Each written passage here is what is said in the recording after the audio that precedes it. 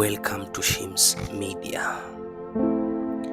On a Wednesday, Raila's bodyguard passed on, leaving behind many questions speculating in the minds of Kenyans, not knowing what really happened.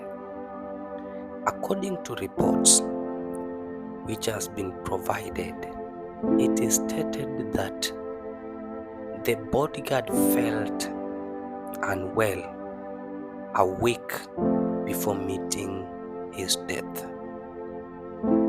It is believed that Raila's bodyguard has been with him for over 30 years.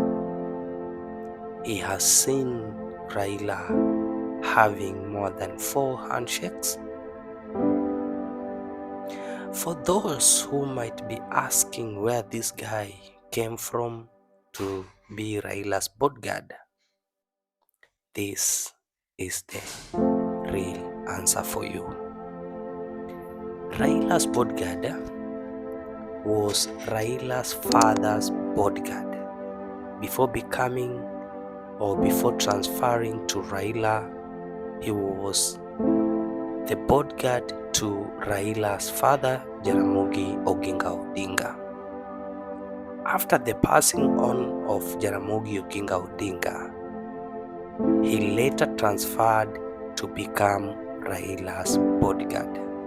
Therefore, he has been guarding Raila for over 30 years before meeting his death. Pole kwa familia.